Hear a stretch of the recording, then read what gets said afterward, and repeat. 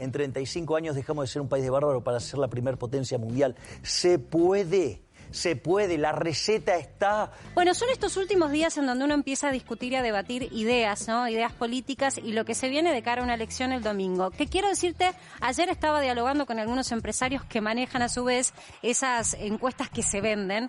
Encuestas que arrojan que hay mucha gente que todavía no tiene mucha idea de para qué sirven las PASO, mucha gente que está descreída de la necesidad de ir a votar el domingo próximo y todo lo importante que es realmente dar pasos de cara a lo que es la elección democrática. Por lo pronto, me decían, hay una encuesta privada que está circulando que dice que solamente 7 de cada 10 que están en posibilidades de votar van a hacerlo. Y en el medio, como yo digo, de lo que es el descreer y la falta de interés de la política, surgen candidatos que tienen propuestas diferentes. Y quería mostrarlo acá al piso, que ya está con nosotros, Javi Milei, que es un candidato que puso sobre la mesa algo que en Argentina yo creo que hace muchos años no se discute, que es un modelo económico y un modelo de política. Hola Javi, ¿cómo estás? ¿Qué tal, Marcela? Un gusto estar en tu programa. Hace muchos años que yo lo conozco a Javi, ustedes saben que yo hago periodismo económico y político y desde hace mucho tiempo que uno viene siguiendo y yo te conozco como economista. Después diste un paso que nos ha sorprendido a muchos para el lado de la política. Pero sí tengo que dar fe de algo, que es que Javier, todo lo que dice y expresa de manera proactiva, lo tiene escrito. Y en realidad son ideas que escribí hace muchos años. No sé si, no quiero deschavarte con la edad porque vos sos un economista joven, pero está bien, 20 años pero puede ser que ya venías, ¿no? Yo, de hecho, tengo 50 años. Hace 30... Pareces menos, Javier. Gracias. Sí, hace 30 años que doy clases en la universidad, de hecho, y yo empecé a... Mi primer artículo académico lo escribí a los 20 años. Y después, o sea, tuve toda una vida académica muy activa, después me retiré de la vida académica y me empecé a dedicar a la divulgación. Digamos, básicamente soy un divulgador, digamos, al margen de mi trabajo profesional. Y como parte de ese proceso de divulgación también lo que hago es hacer propuestas. De hecho, en algunos de mis libros hay propuestas de programas económicos completos, ¿no? Entonces, es cierto lo que vos decís, es decir, si querés buscar las propuestas, están ahí. Están hace mucho tiempo escritas por Javier, porque él es un creyente de lo que él está proponiendo. Lo digo y lo aclaro, porque muchas veces dicen, no, bueno, pero ahora está haciendo oportunismo, está diciendo cosas, no, todo esto tiene un sustento. Lo que pasa que a veces hay conceptos que son difíciles de explicar y expresar para que todos los entiendan y se entiende después que venga de la mano de expresiones más populares. Por lo pronto, Javi, yo quiero preguntarte, sé que en estos días vos estás metiéndote en un terreno que es el terreno de la campaña política. Y eso ha generado mucho ruido en redes sociales, muchos comentarios. Cuando lo tengamos luz, yo quiero mostrarle algo a Javier, que fue lo que circuló desde hoy temprano, es más, desde ayer a la noche creo, con respecto a en realidad es una propuesta, pero la forma original que uno de tus seguidores la tomó y lo representó. ¿Me lo podés poner el billete, Lu? El dire, ahí está, mirá. Esto circuló en redes sociales y tiene que ver con una propuesta. Si me bajás un poquito el graph, así lo vemos bien, mirá. Esta es una de las propuestas de Javi.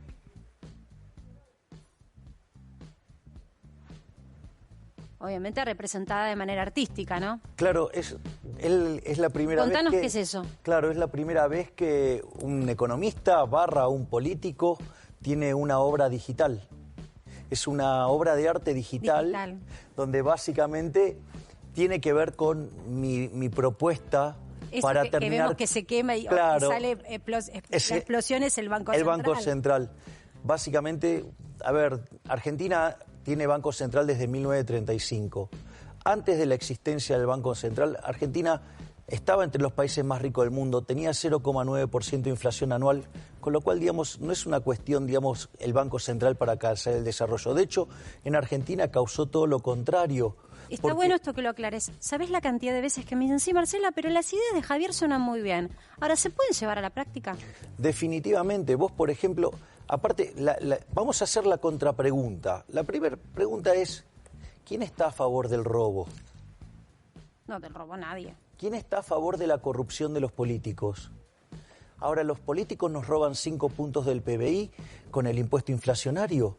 ¿Cómo? Entonces, primero es una discusión moral. Es decir, robar está mal. primer punto. Después hay otras cuestiones de índole técnica, de por qué, digamos, es imposible que un banco central no haga daño. Básicamente para que el Banco Central pudiera aplicar una política óptima, llamarla de esa manera, tendría que conocer estos datos, tendría que conocer las preferencias de todos los agentes de la economía a lo largo de todo el tiempo, sobre todos los bienes pasados, presentes y futuros. Debería conocer las dotaciones iniciales de la economía y cómo van a evolucionar en el tiempo. Cuáles, por ejemplo, se pueden convertir en insumos en el futuro. Cómo va a evolucionar el progreso tecnológico, la tecnología, la amortización. Bueno, digamos, podrían hacerlo ese estudio, ¿no? No sé si lo tendrán hecho. Podrían hacerlo. Podrían dedicarse a eso, pero no lo hacen. No, igual la realidad es que para saber todo eso tendrías que ser omnisciente, omnipresente y omnipotente. Es decir, por eso Hayek, su último libro, lo llama La fatal arrogancia, porque creer que vos podés hacer bien eso, en el fondo es creer que sos Dios. Mira, ¿sabés qué, Javi? A mí me parece que es importante cuando vos te pones así y lo explicás como docente. Hay muchas personas que consideran que vos... Aprendí. Después de 30 años aprendí. Dame ese puñito. Gracias. Mira, hay muchas personas que consideran que vos en realidad sos un antipolítico y que en realidad estás en contra de las instituciones. Y cuando vos lees las cosas que Javier viene escribiendo, en realidad lo que dice, él habla de la administración, no de la política como tal. Digamos, vos si te metés en política vas a ser un político. ¿Se puede solucionar este país con las instituciones que tiene? O sea, ¿cómo? Sin quemar el Banco Central. Lo tenemos al Banco Central allí. Y yo mañana te digo, Javi, administralo. Yo soy un convencido de que hay que eliminarlo. ¿Y a la FIP? Ese es otro problema. Pero ¿por qué, digo de eliminar el Banco Central? ¿Sabes por qué, Marcela? Porque cada vez que vos tenés inflación, eso le pega entre 25 y 30 veces más fuerte a los sectores más vulnerables. Cada vez que la tasa de inflación supera el 20%, perdemos un punto 58 de crecimiento. Eso puesto en la historia argentina, hoy tendríamos un PBI per cápita. ¿Por qué no como el de pasa en Estados Unidos? Digo, ¿por qué acá damos por sentado que el Banco Central es la fábrica del papel que utiliza el gobierno para gestionar? Y en otros lugares la Fed es independiente. Bueno, en Estados Unidos, Reserva Federal. Igual, independientemente de que el Banco Central haga menos daño, nunca puede hacer el bien. O sea, es una cuestión de minimización del daño y es una cuestión, que los políticos nos roban con el impuesto inflacionario regularmente. Que la gente lo haya aceptado es problema de que la gente ha aceptado, el lavado de cerebro por parte de los políticos. Pero eso, no quiere decir que sea una institución buena, puede ser más o menos mala, pero no deja de ser mala. De hecho, el dinero es un invento del sector privado. Hay economías que, por ejemplo, vos tenés economías directamente dolarizadas, llámese Panamá, llámese Ecuador, y erradicaron la inflación. Pero vos tenés otros casos, como el caso de Hong Kong, sí, que tiene directamente caja de conversión, por lo tanto directamente es como que ni existe el Banco Central. De hecho, los billetes hasta los imprimen bancos privados. Son 3 bancos privados los que... Entonces, entre mito y realidad, lo primero que vos decís es, mira, la verdad que nos hicieron creer que es necesario, yo lo sacaría. Bueno, ahora, yo hoy me despierto, miro hoy Boletín Oficial y digo, ¿cómo puede ser? Una vez más se incrementa el gasto público y aumenta el presupuesto que ya estaba dado, o sea que en realidad ya todos somos conscientes de que es una mentira el presupuesto cuando se vota, porque damos por sentado que después se redireccionan partidas y se va a emitir más dinero. Hoy se aumentó el presupuesto en 107.749 millones de pesos. Ya lleva más de 1 billón por detrás de lo que estaba pactado, por encima de lo que estaba pactado. ¿Cómo haces si cuando vos mirás tenés salud, desarrollo social, obras públicas, o sea, está emitiéndose dinero para redireccionar a lo que ellos consideran es la asistencia? Bueno, ¿Cómo corregís eso de un día para el otro? A ver, es un mecanismo bastante perverso, porque en realidad te están poniendo la plata por un lado y te la están sacando con el impuesto inflacionario por otro, más todas las distorsiones que generan en el sistema económico, en el neto perdés siempre. Pero sí se puede hacer un ajuste sin que sea doloroso socialmente. Esta vez el ajuste tiene que caer en la casta política. El ajuste tiene que ser sobre el robo de la política. Y vos tenés partidas que podés eliminar Pero claro, los políticos no las quieren tocar porque de ahí roban. Por ejemplo, vos podrías eliminar de cuajo la obra pública yendo a un sistema de iniciativa privada a la chilena, pero claro, no les gusta el sistema porque deja de pasar el dinero por sus porosas manos. ¿Vos te acordás que el gobierno anterior intentó hacer un mix, los pero PPP, vos, y bueno, no pudo? Está bien, pero a ver... Un mix de obra pública con privada. ¿Qué pasa? Pero está que bueno cuando que lo menciones, Marcela, no lo logran. y está bueno, digamos, que lo remarca Mariano, pero la PPP no es lo mismo que el sistema de iniciativa privada que yo proponía, que de hecho propongo, porque en realidad la PPP es una participación pública-privada, es justamente el paraíso de los políticos ladrones, porque justamente se juntan con una empresa para hacer el negocio. Es más, ¿cómo funciona en otras partes del mundo? Que funciona menos mal. Básicamente lo que porque siempre que hay connivencia, la posibilidad de corrupción está. Entonces, ¿cómo funciona en general? Lo que hace el Estado es poner su paraguas institucional para bajar la tasa de interés y eso permitir hacer obras, digamos, más grandes, más extendidas en el tiempo, obras públicas pesadas. Acá era al revés. Los privados conseguían el financiamiento y las obras las hacía el Estado. Bueno, es un escándalo, está claro que eso termina mal. O sea, y no puede terminar bien. Yo directamente me propongo un mecanismo que ni siquiera les pase el dinero por las manos. Directamente privado. Claro, porque ¿Y quién regula? ¿No hay ningún ente regulador en esos casos? Pero, digamos, o sea, ¿para qué necesitas un ente regulador? ¿Para que después te sancione? Porque viste que el hombre es bueno, pero si se lo controla dicen que es más bueno. Y la pregunta es, ¿y quién lo va a controlar? Yo te hago esa misma pregunta. Porque ¿Qué lo controlaría? Lo controla otro hombre. Es decir, esto es como que me digas, mira, yo, digamos, estoy, no sé, en contra de que los hombres anden armados. Por eso le doy el monopolio a uno solo. ¿Y qué va a hacer con eso? Va a abusar, que es lo que hacen todos los estados del mundo.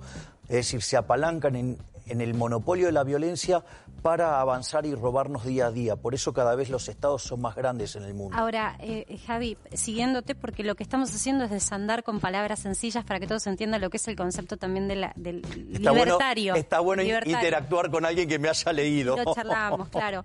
¿Cómo haces para que ese modelo de concepción política y económica sea exitoso cuando hay una institución que falla y que la gente cada vez le tiene menos crédito, cada vez menos credibilidad, que es la justicia? Bueno, ahí acabas de golpear en el punto central. Ese es el punto central. La república se construye sobre 3 pilares. Uno es el poder ejecutivo. ¿De dónde viene la figura del poder ejecutivo? La figura del poder ejecutivo es el monarca, ¿sí? Pero que puede degenerar ¿en qué? En una tiranía. Vos tenés el Parlamento. ¿El Parlamento qué figura es? La aristocracia, pero que puede degenerar en la oligarquía. Y para que eso no pase, ¿cómo vos contrabalanceás el poder? Con el poder judicial. Ahora, cuando el poder judicial no es independiente, el poder ejecutivo se va a terminar convirtiendo en una tiranía y el poder legislativo se va a convertir en una oligarquía. Y si vos mirás eso es lo que pasa literalmente en Argentina. Por lo tanto, y quiero rescatar algo muy inteligente que vos dijiste al inicio, dando la previa de mi ingreso a la política. O sea, yo no soy político, ingreso a la política y no estoy yendo contra el sistema que vendría a ser la Constitución Nacional, sino que en realidad estoy yendo contra el status quo. Es decir, contra la casta política, con estos tipos que hace tiempo están enquistados en el poder y que lo único que hace es enriquecerse a costa nuestra. ¿Por qué crees que ahora, digamos, o sea, están tan preocupados por avanzar en un pacto? ¿Sabes cuál es la lógica de un pacto? Que todos los que se sienten en la mesa no pierdan. ¿Y sabes qué pasa cuando los números no dan y los que están sentados en la mesa no pierden? Pierden los de afuera, es decir, perdemos nosotros, los laburantes, los que nos rompemos el lomo laburando. Yo te quiero mostrar, sé que las viste, pero les quiero compartir a nuestro público una vez más las imágenes de lo que fue el último acto de Javi, con la música.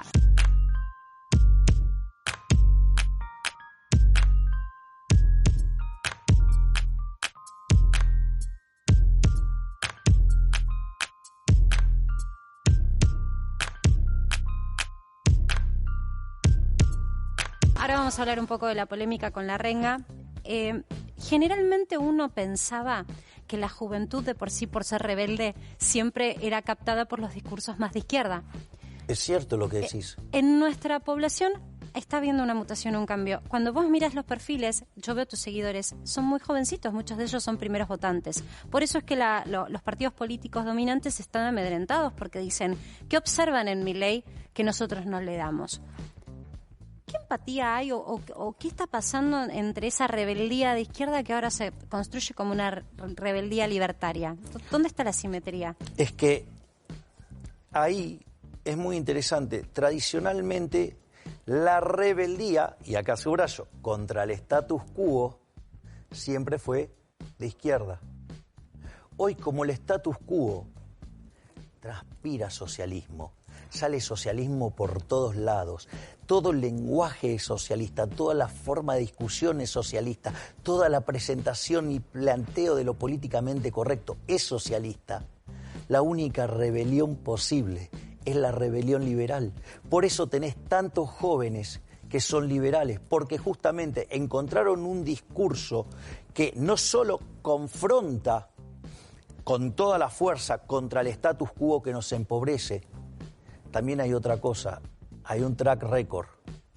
Yo vengo de la economía y cuando vos decís, va a pasar esto, va a pasar esto, va a pasar esto, y pasa, digamos, empezás eso a ser creíble. Refuerza, eso es muy importante también.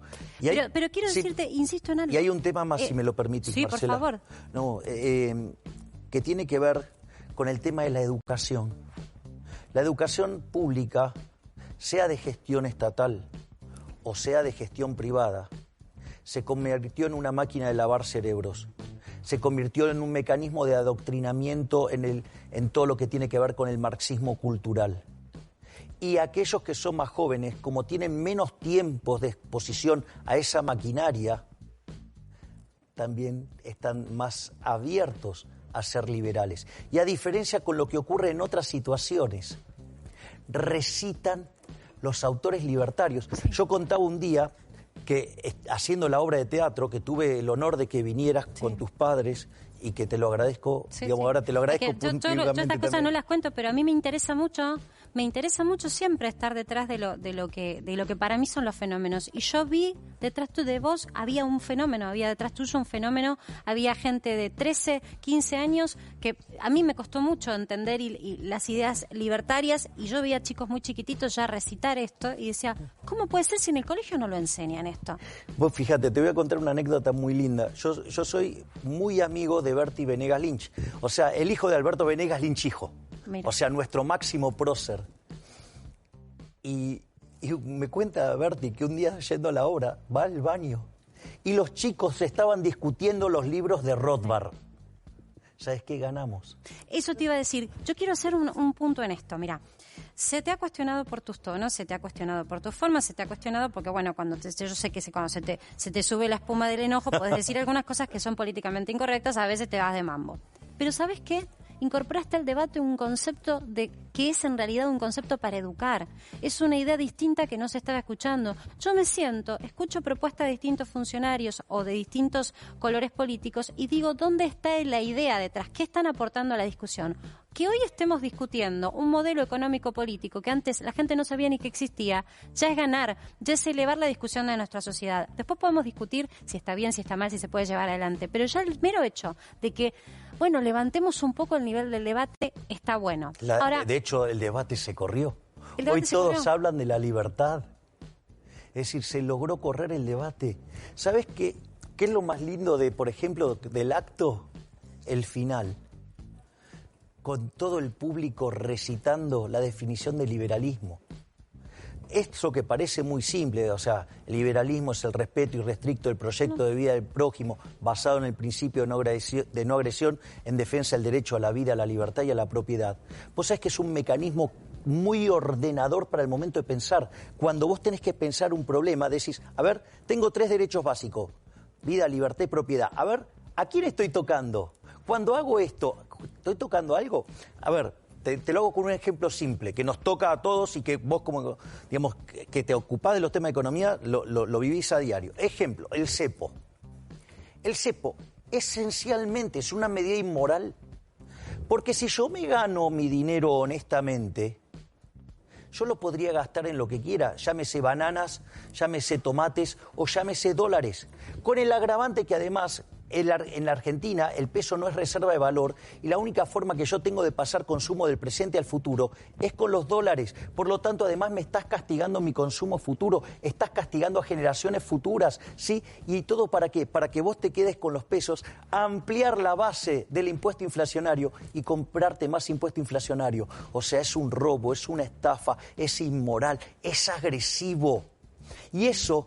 ¿Por qué? Porque en el fondo, digamos, o sea, ¿por qué yo no me puedo comprar los bienes que yo quiero? ¿Por qué el gobierno va a determinar qué puedo comprar o qué no puedo comprar? No hay dudas de que tu claridad ha hecho que incluso los más jóvenes, que, insisto, ¿cuánto han subestimado nuestra juventud, eh? ¿Cuánto le han subestimado que pensaban que con cualquier cosa... No, los jóvenes leen y se instruyen. Y todo lo que pasa en Internet es un lugar donde también consumen. Por eso yo le digo a los papás, déjenlos porque muchas veces se están instruyendo cuando están frente a una computadora. Vos hablaste del cupo femenino y lo calificaste de aberrante. Yo pienso lo mismo. Cualquier cupo considero a mí me aberrante. parece que uno tiene que ser un buen trabajador, un buen profesional, independientemente de la sexualidad que tenga. Pero adentrarme un poco en eso. ¿Cómo harías para ir marcha atrás con algo que ya está instalado? No, pero para mí, digamos, ¿cuál es el problema? A ver, el cupo es otorgarte un privilegio. Es decir, porque cuando ese derecho, supuestamente, hay dos derechos naturales, la vida, ¿sí? Y la libertad. Y hay otro que es adquirido, la propiedad. Por lo tanto, estás inventando un derecho. Cuando vos inventás un derecho, alguien lo tiene que pagar. Es decir, cuando vos estás imponiendo por la fuerza, estás violentando la libertad.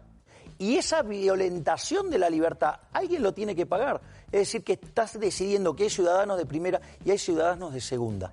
Es más, te voy a decir algo. Si yo fuera mujer me sentiría profundamente ofendido. Porque, digamos, es denigrar a las mujeres. Me parece un insulto, me parece aberrante. Y yo te hago una pregunta. Si vos querés mirar en la historia política argentina, decime cuáles son los 2 currículums más importantes de la historia argentina. O 3. Perón. Ah, sí, la política. Roca, si vos querés, y una señora. Eva. No, Cristina Fernández de Kirchner. Bueno, entonces 4. Pero me comprendés lo que te digo, entiendo, o sea, por y supuesto. logró todo eso. Sí. Logró, digo, no, porque yo digo, o sea, desafío no por ser mujer, que alguien, sino por su claro, calidad desafío política. que alguien me muestre un currículo más grande que el que tiene las. A ver, yo detesto las ideas que impulsa la señora Cristina Fernández de Kirchner. Pero no puedo negar su currículum. Y por todo favor. Lo hizo por su mérito. No podés excluir a Alfonsín. Alfonsín es el peor presidente de la historia argentina. No podés excluir a Alfonsín. Bueno, está bien, Perdóname, digamos. con todo lo que pasó en los 70 no podés excluir a Alfonsín. A ver, digamos... Le puso el cuerpo cuando nadie le ponía los derechos humanos, hizo el juicio a las juntas. Para mí los radicales son gran parte del problema. De hecho, la decadencia argentina arranca con el primer gobierno radical, que es el gobierno de Irigoyen, y que son los que fueron metiendo de a poco las ideas socialistas en Argentina. De hecho, es una vez lo discutimos, perdón, la Unión Marcela, Cívica Radical... Es una vez lo discutimos juntos, mira. ¿Te acordás? No, pero ¿te acordás?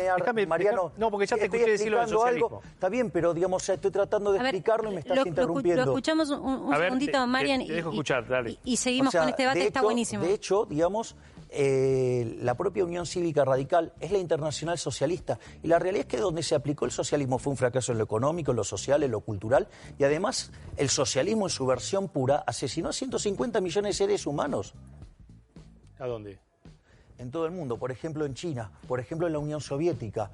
Digamos, o sea, las dictaduras más sangrientas en el mundo fueron comunistas. ¿Cómo que no? A ver, socialismo, vos hablas de comunismo. Claro, yo te hablo de comunismo, progresismo. socialismo. Déjame hablar de progresismo. Yo te quiero decir es un una vez. Digo, ¿por qué, digamos, ese sistema cuando se aplica plenamente genera tanta pobreza? ¿Te acuerdas cuando hicimos la nota en Código Penal hace un par de años? Que yo te llevé a que vos me dijeras, y la verdad que coincido con la izquierda en tal cosa. En algunas cosas sí. Bueno, yo quiero preguntarte lo siguiente. Vos sabés que yo te respeto mucho y hasta nos tenemos afecto. ¿A vos te parece que la Argentina está preparada con 44% de pobreza y con gente en las calles como para dejar más gente afuera? ¿Sin un plan de contingencia para tratar de incorporar más gente al sistema? Yo te pregunto eso porque lo que vos decís son ideas y yo sé que mucha gente coincide con vos. pero la Argentina es un país especial donde hay que quemar los libros. A ver, vamos por partes. Eso de la quema de libros no funcionó muy bien en No, quiero decir los libros de economía. Lo que quiere, digamos, los libros que quieras. Lo que quiero decir es que los libros de economía está mal. No sirven, está bien. Quiso decir que estamos fuera de manual, somos un caso aparte. No me tomes literal. No sé si es así, vos no ves como un caso aparte fuera de estudio. Argentina no está fuera de manual, es falso, eso yo no creo que esté fuera de manual. Vamos por partes.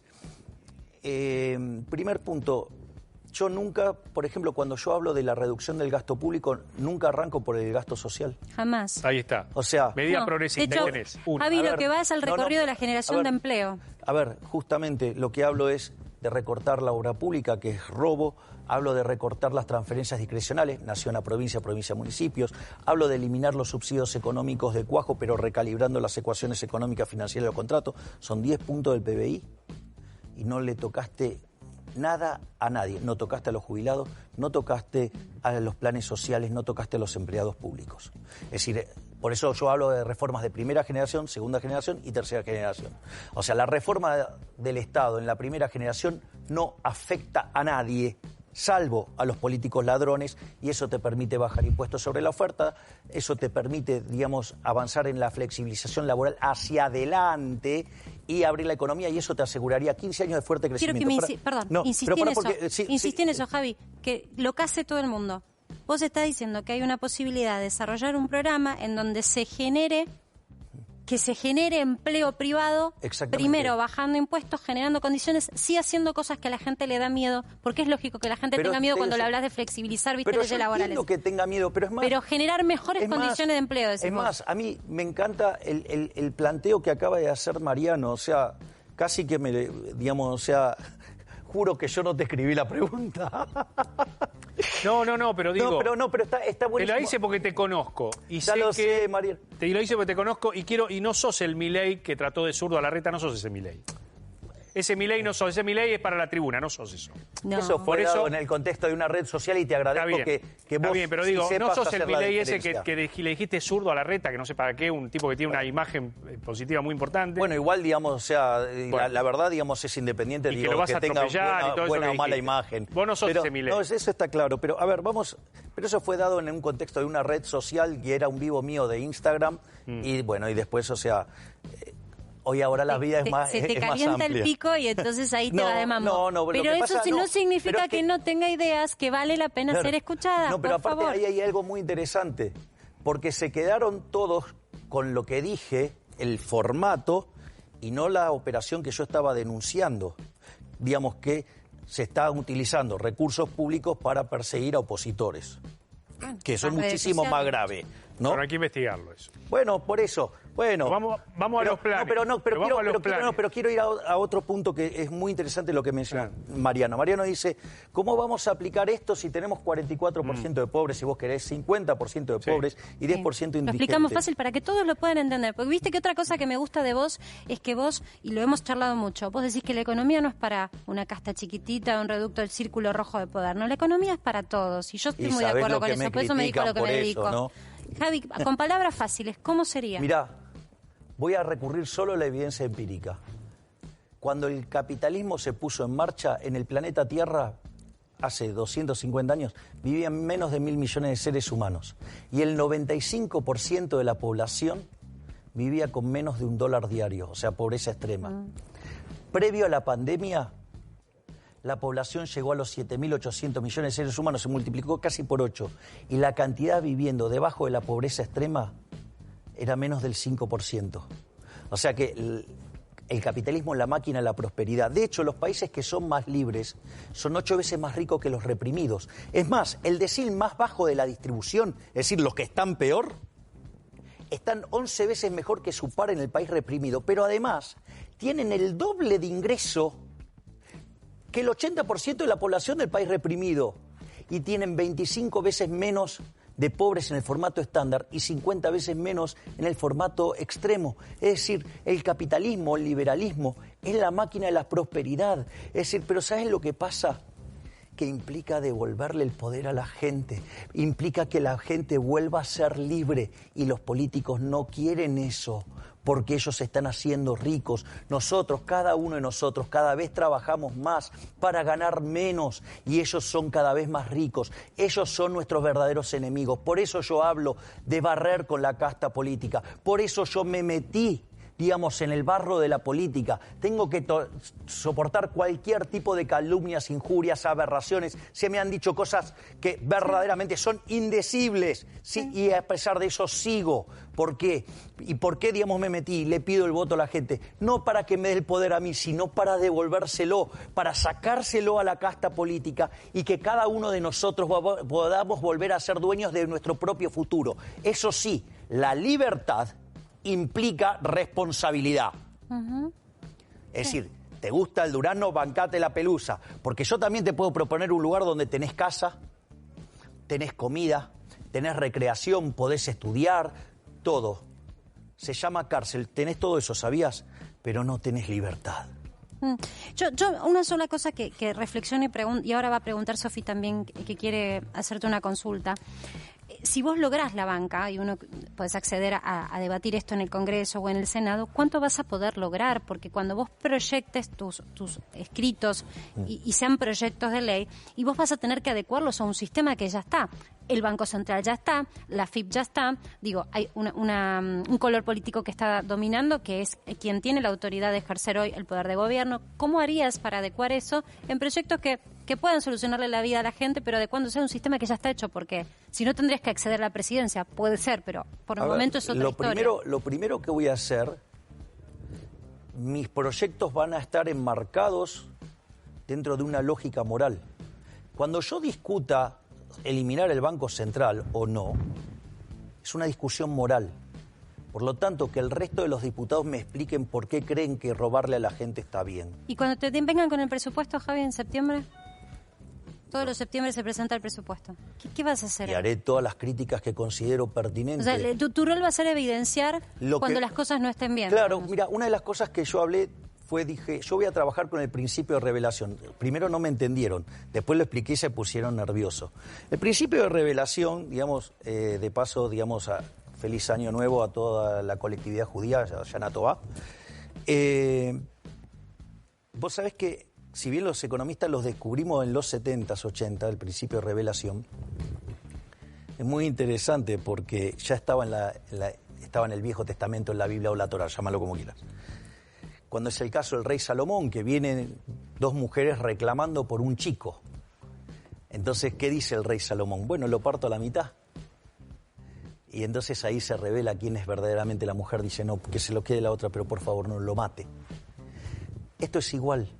Cuando traigan un proyecto, les voy a denunciar la inmoralidad del mismo. Cuando yo lleve un proyecto, los voy a poner de cara a la sociedad de que son unos inmorales. Entonces, como dice el libro de Macabeos, la victoria en la guerra no depende de cuántos soldados tiene tu ejército, depende de las fuerzas que vienen del cielo. Por lo tanto, yo voy a dar una batalla moral, y en esa batalla moral los voy a dejar en evidencia. Sí, tienen miedo. Y van, Sofi, obvio que tienen miedo, porque no son honestos. Sofi. Javier, ¿cómo estás? ¿Qué tal, Sofía? Un gusto. ¿Qué le dirías a los jóvenes que votan por primera vez? Que me voten a mí. No, pero ¿Por qué deberían votarte? La gente descree mucho porque, de la política. ¿sabes qué? No hay nada más estúpido que creer que haciendo las mismas cosas vas a tener un resultado distinto. Argentina lleva más de 100 años abrazando ideas socialistas y cada vez somos más pobres. Hoy Argentina es furgón de cola de América Latina. Si tomás el PBI per cápita de Argentina, al tipo de cambio paralelo, estamos abajo de Paraguay. Somos furgón de cola de América Latina. Entonces, ¿qué es lo que yo les vengo a proponer? Les vengo a proponer el modelo de la resurrección de Argentina, el modelo de la prosperidad, el modelo del bienestar, que además, aquellos lugares donde se aplica el liberalismo, hay paz. Hay una frase de Bertrand de Juvenet que dice... ¿Hay algún país que vos digas, acá me gusta cómo se está aplicando? ¿Esto me gusta como para tomar de ejemplo? Hay lugares que están más cerca que otros. O sea, Suiza, Australia, Nueva Zelanda, Irlanda, están más cerca. De hecho, mirá qué lindo el caso de Irlanda, que me viene ahora, porque cuando dice Mariano, ¿dónde se aplicó? Bueno, Irlanda era el país más pobre de Europa. Aplicó la receta equivalente de la Constitución de 1853 de Argentina. En 35 años se volvió un país desarrollado, tiene un PBI per cápita 10% más alto que el de Estados Unidos. De hecho, el propio ejemplo es Argentina, cuando se aplicó a partir de 1860.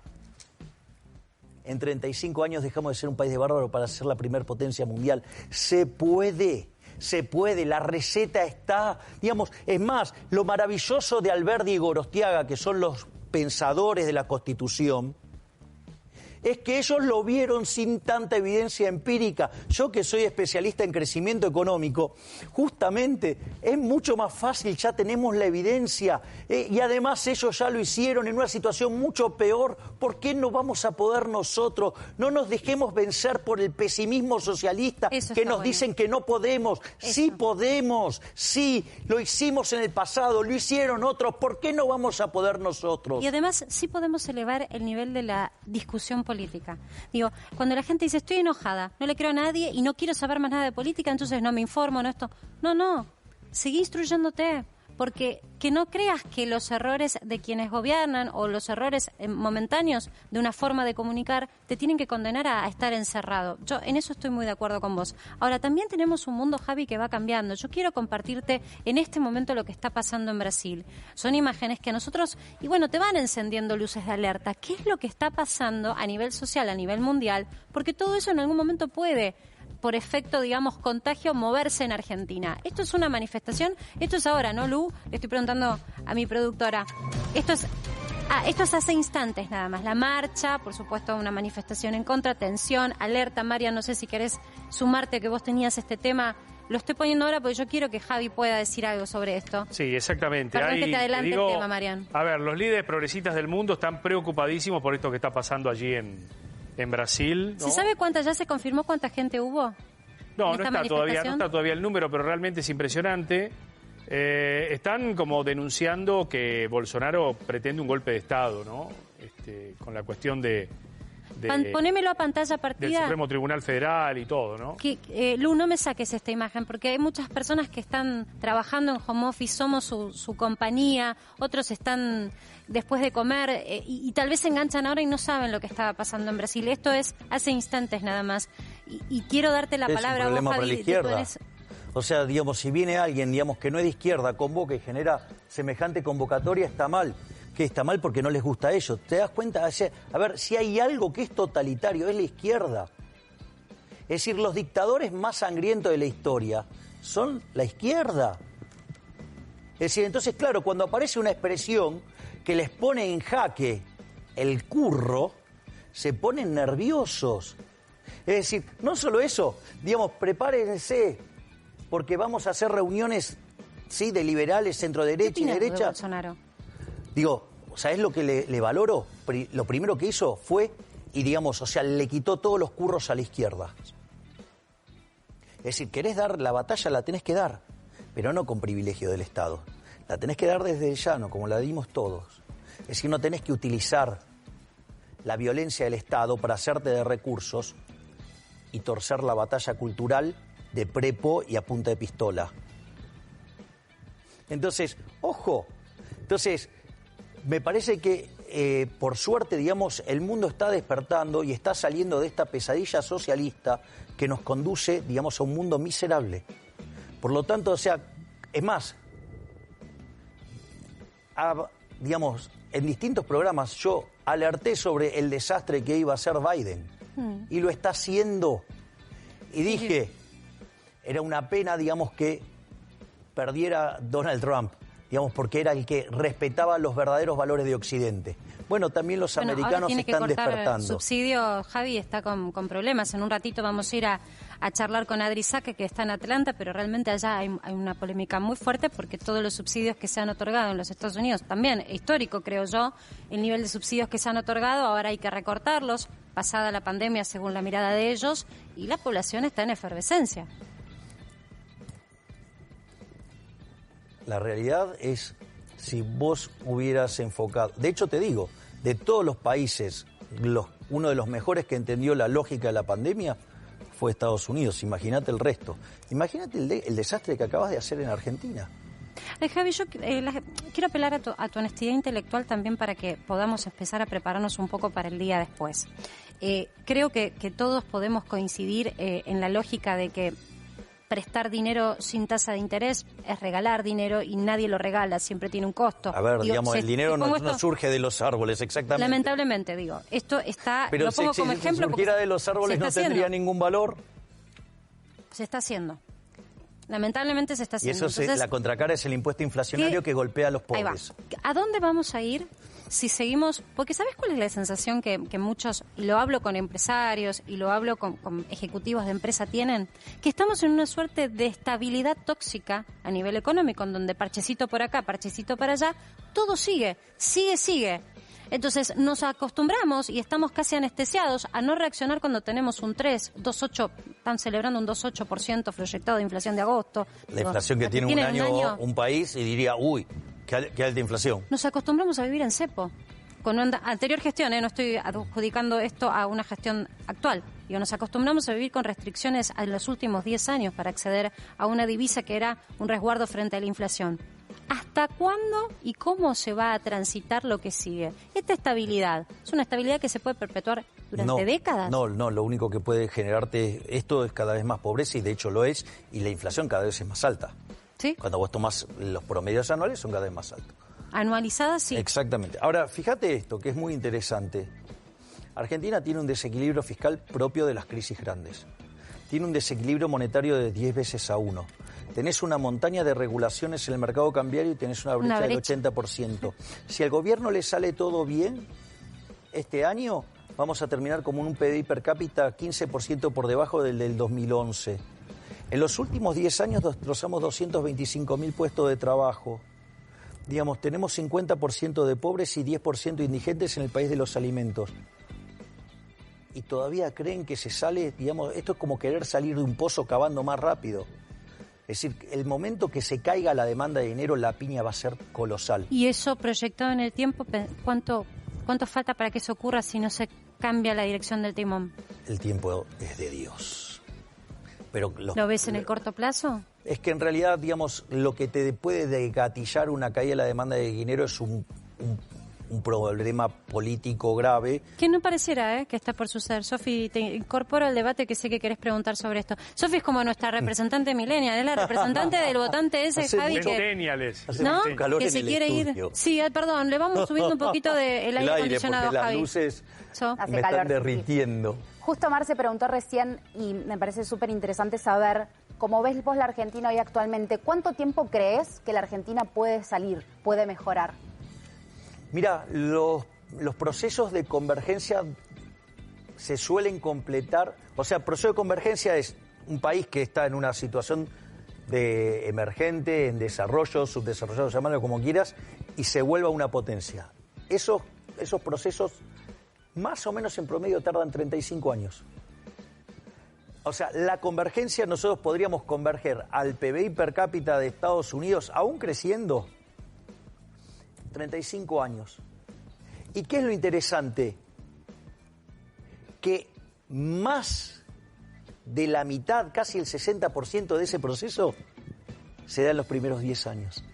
O sea, en 10 años acá vos se puede hacer un movimiento. Vos en 10 años podés notar la mejora en serio. Pero sí, tenés que abrazar las ideas de la libertad. Y no cambiarlas cada vez que haya una elección. Claro, es tener la decisión de ir. Es decir, ok, estamos comprometidos con abrazar las ideas de la sociedad libre. En 35 años volveríamos a ser potencia mundial. Pero no solo eso, en 10 años lo vas a ver. Lo vas a palpar. Se va a sentir. Quiero llevarte al terreno, esto también es política, quiero llevarte al terreno de las comparaciones.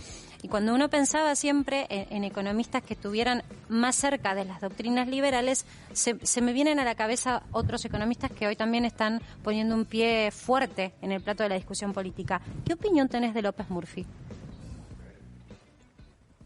Me parece que sus acciones hablan por sí mismas, ¿no?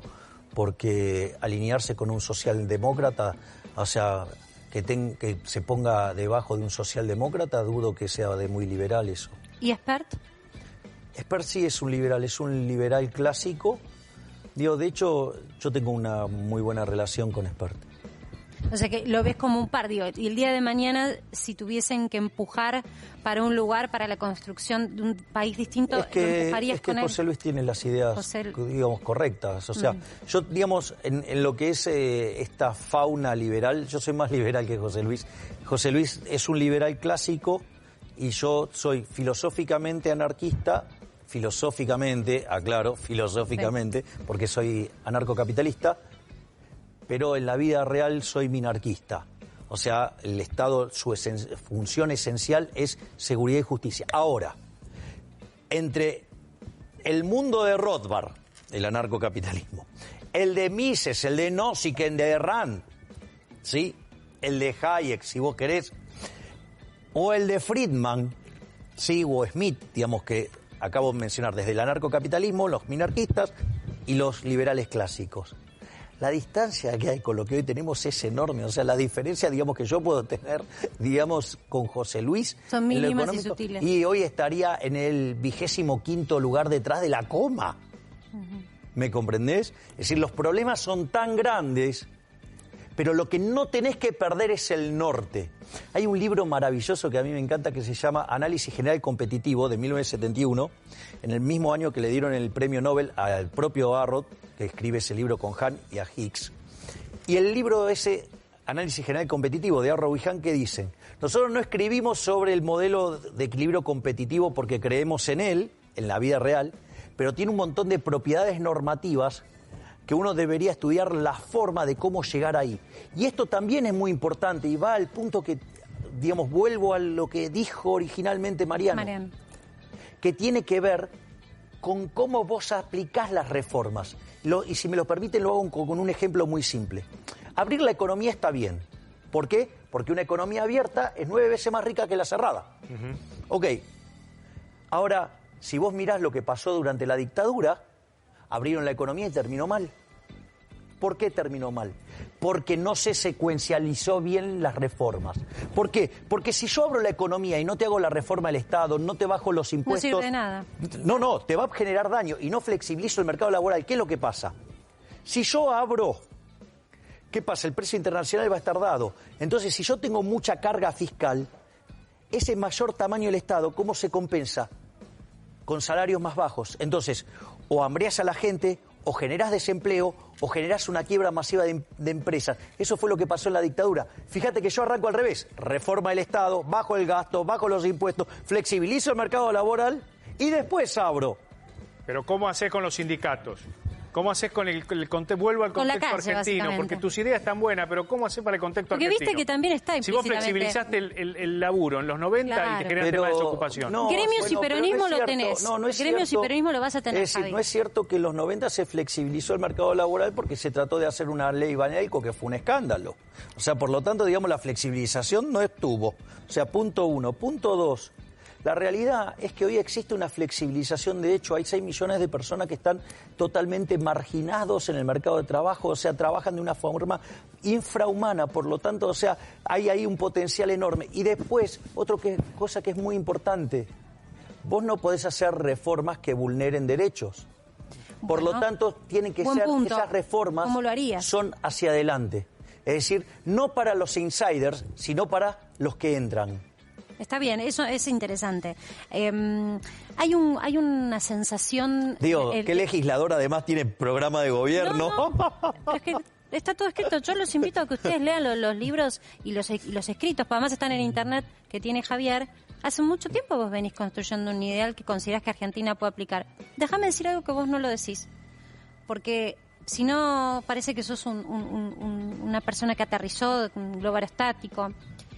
¿A vos te han consultado de distintos colores políticos? Sí. Yo te he cruzado en el Banco Central con distintos presidentes del Banco Central porque te llaman para pedirte una opinión. Sí. Con lo cual, tal vez vos no lo sabés del otro lado, pero Javier ha sido fuente de consulta de presidentes de bancos centrales o de ministros de distintos colores políticos, con lo cual tus ideas evidentemente han arrojado alguna solución.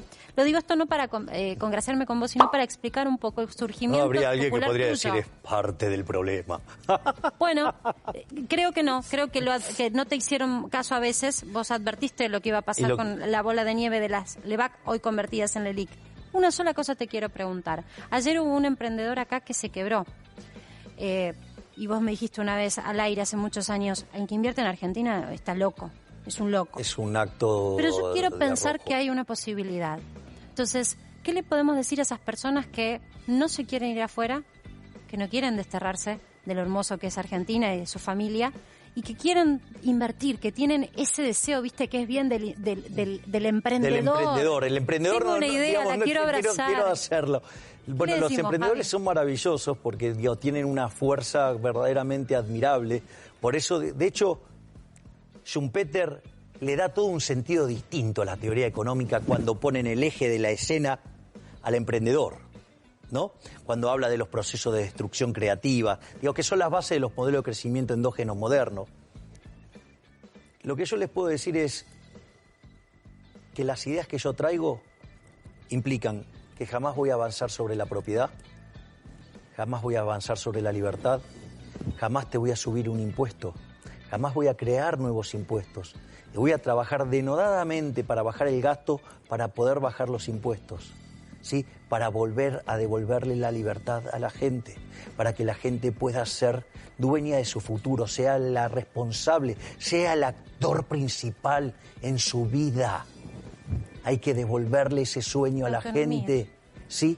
Pero también tienen que saber que eso no es una carta abierta a cualquier cosa. La libertad implica también responsabilidad.